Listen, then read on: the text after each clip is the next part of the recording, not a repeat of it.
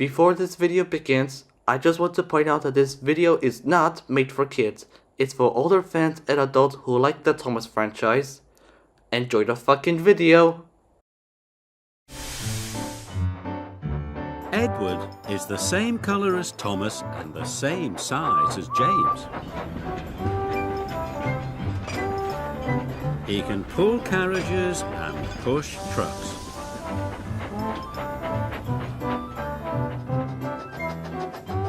And he often works as a back engine.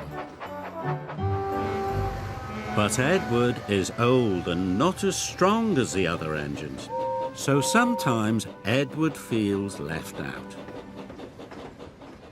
The Duke and Duchess of Boxford came to visit their new summer house. They came on their own private engine called Spencer. Spencer is big and silver and very fast. When Spencer pulled into Knapford, his driver had exciting news for him. "You have beaten Gordon's record," he said.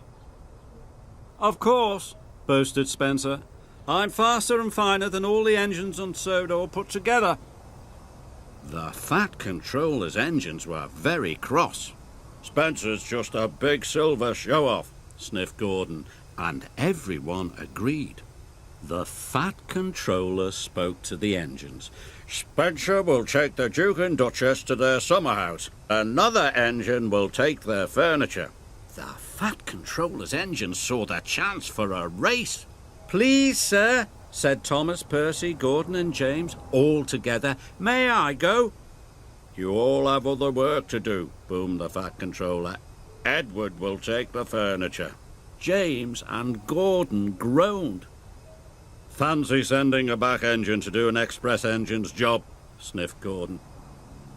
"He'll lose the race and let the old railway down," said James. Thomas and Percy were cross. Edward was their friend. "Spencer has a bigger boiler," said Thomas, "but that just means more hot air." "An honest steamy can beat a pouty puffer any day," added Percy. Edward set off, slow and steady. "Will do my best, will do my best," he puffed.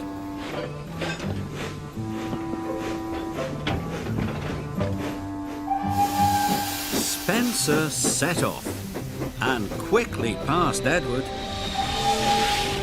"I've won already," he boasted. And with a whoosh, he was gone.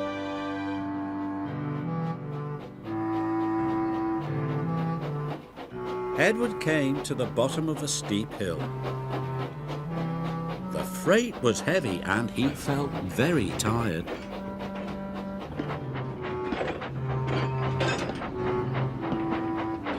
He huffed and he puffed and was soon at the top. He could see Spencer in the distance and set chase at once. Edward raced down the hill. Spencer stopped at Wellsworth Station. The Duke and Duchess wanted to buy some tea and cakes from the refreshment lady. Edward teetered into view. "Hurry up, old boy," laughed Spencer. "Can't have you finishing too far behind me." Edward wished he could have a rest too.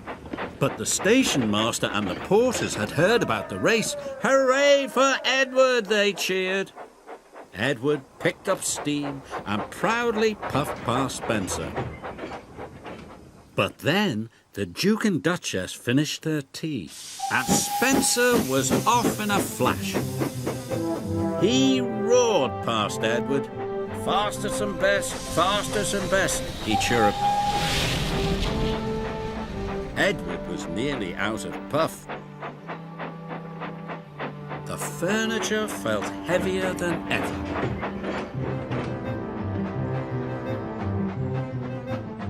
Up ahead, Spencer had to stop. The Duke wanted to take some photographs of the countryside. The Duke set up his camera. Spencer closed his eyes. "Nothing to worry about," he said lazily.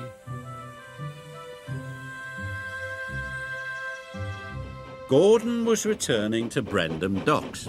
He passed Spencer and knew Edward must be losing the race.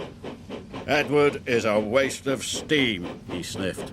But when Gordon passed Edward and saw how hard he was trying, he felt bad about what he had said. "Well done, Edward," he called. "You are a credit to the railway." Edward was so happy his boiler tingled. He found puff he never knew he had. The Duke and Duchess had finished taking photographs and were back on board. "Time to go," said his driver and rang the bell. But nothing happened. Spencer was dreaming of victory. He didn't hear the bell. And he didn't hear Edward puffing past him. Spencer's driver rang the bell again. When Spencer finally opened his eyes, he could see Edward heading towards the summer house. Nearly there, he gasped. Spencer took off as fast as he could. But as he reached the siding, his driver ordered him to slow down. "These are old tracks and you are a very heavy engine," he said. "You must go slowly." Spencer had no choice. He had to slow down. And he trundled slowly down the siding. With every click and every clack, he knew that he had lost the race. Edward puffed towards the summer house. "I've won," he gasped. "I did it." Edward felt like a really useful engine. "Hooray! I've won!" he cheered loudly. Edward felt like the pride of the Sodor Railway. And he was right.